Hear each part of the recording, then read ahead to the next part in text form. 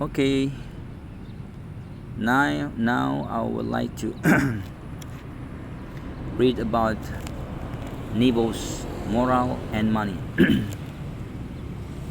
In these sections, the three main reasons why an organization has managed health and safety are moral, legal, and financial.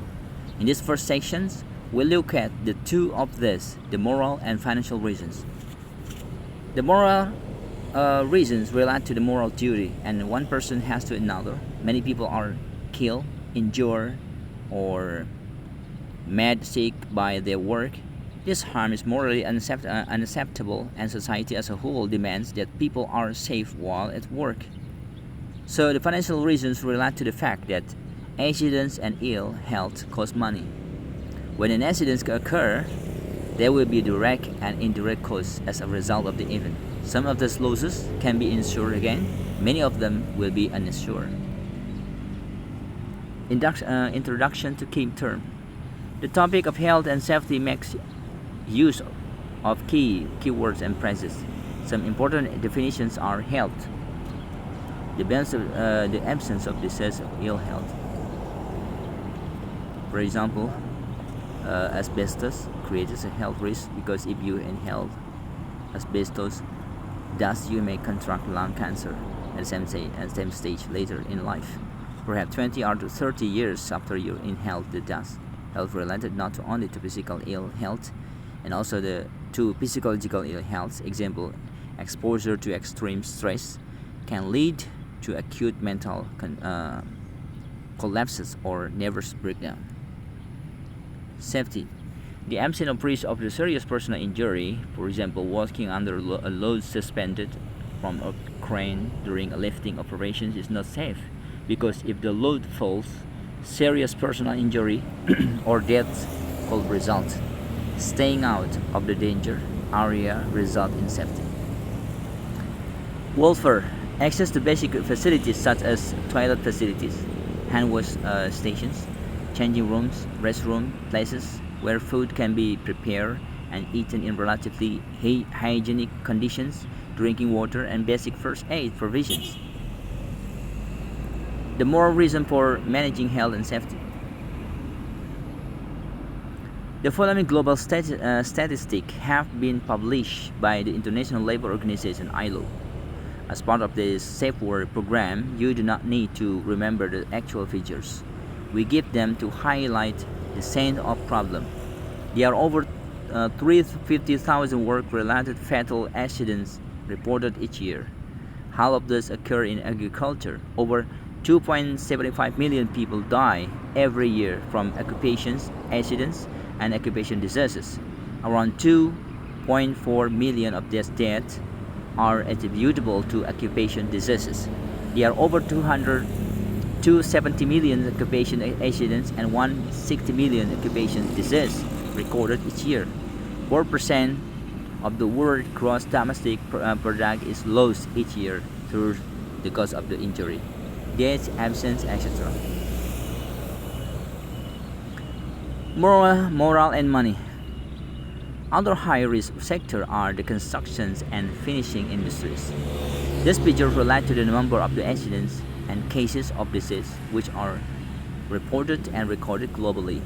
Not everything is reported or recorded, however, so the real figures are almost certainly higher. For more information on global occupation safety and health statistics can be found on the ILO website www.ilo.org/global/topics/safety and health at work. The statistics indicate that a huge amount of pain and suffering experienced by people who simply go to work to earn a living. The numbers indicate the scale of the problem. What the number done to is tell the individual stories. When health and safety is not managed properly, people can get killed and injured, and gruesome ways of suffer terrible disease that have massive impact not only on them but also on their dependents, families, friends, and colleagues. This suffering is morally unacceptable. Employees to management control the premises, equipment, and working practice used by workers to produce the goods and service that the employer require. Employers therefore have a moral responsibility to provide safe and healthy working conditions. In simple terms, the moral reason can be summarized as it is the right things to do. It is right and proper that workers go to work to earn a living and return home in the same place and same state, not suffering from ill health or serious physical injury. People expect this as fundamental right. Worker expects it, society expects it. Over time, this societal expectation has been translated into legal standard. In this way, the moral argument drives legislations. The financial reason for managing health and safety. Personal injury incidents, worker ill health, and property damage cost money. When an accident or ill health occurs, there will be direct and indirect costs associated with the event. Some of those losses can be insured against, but money cannot. Accident and ill health and significantly affect the financial resources of an organization, and in some cases, and put the organization but of the business. This is the financial argument for managing health and safety. It is sometimes referred to as business case because it focuses on money. When an accident occurs, the organization will face both direct and indirect costs. Direct costs, the measurable costs arising directly from the accidents. So indirect costs, those which arise indirectly as consequence of the events. Indirect costs are often difficult to quantify precisely and may be hard to identify. Example of direct costs: first aid treatment, workers' pay, repairs to or replacement or damaged equipment and buildings, lost production time while dealing with the injury. So, moral and money. Example of the indirect costs. So the example of indirect costs: reduction. Do you know the meaning of reduction? Reduction.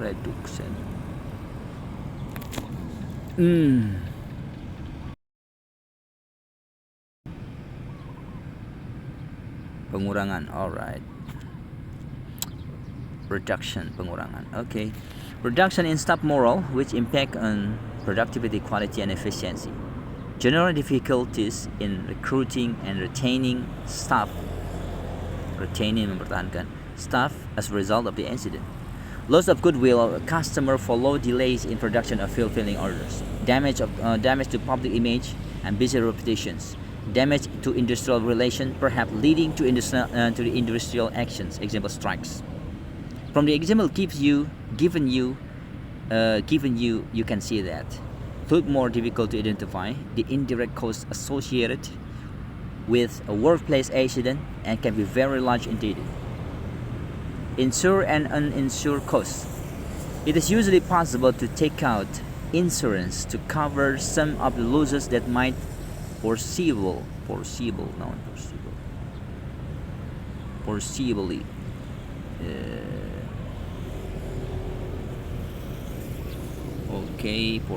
then forget which one. Foreseeable, which one? This one.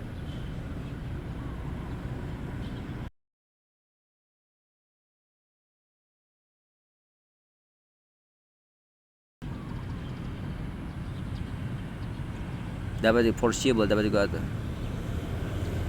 Foreseeable, not siable. Foreseeable. Dapat diduga. Okay, thank you. Foreseeable. It's usually possible to take out insurance to cover some of the losses that might foreseeably dapat diduga occur to an organization. In most countries, it is compulsory to take our employers' liability insurance, so that if a worker is killed or injured at work, there is insurance in place to pay that worker or their dependents compensations and to meet the employer's civil costs, as well as meeting legal regulations. This insurance may provide some comfort to worker, knowing that in the event of the injury, the employer is insured to compensate them financially. Similarly, it is usual for the employers to ensure their premises and stock agents fire. However, it is not possible to insure against all losses. Some losses are uninsurable by their very nature. For example, you cannot take out an insurance policy to pay money should you be prosecuted and fined in the criminal law court, as it will no longer act as an effective deterrent. Deterrent.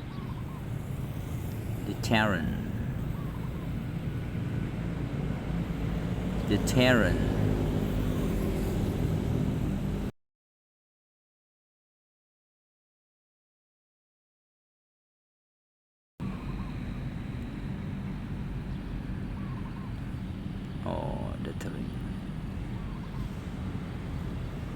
Deterrent. Discourage.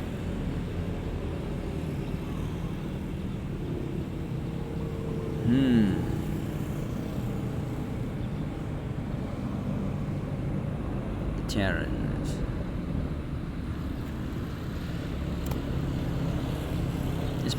For example, exotic organizations cannot insure themselves against loss of revenue of their business reputation is damaged as a result of major workplaces.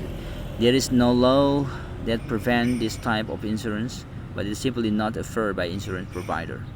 Many of the direct and indirect costs associated with workplace accidents are uninsured for these reasons. The British regulations, the Health and Safety Execution HSE, have estimated that uninsured losses are between 8 and 36 times greater than insured losses. They provide a Roche average figure of 10 times. This is sometimes referred to as an uninsured loss iceberg, because the greater losses are unseen below the waterline and are quite capable of sinking the ship. I think enough for today. To be continue next day, inshallah. Thank you.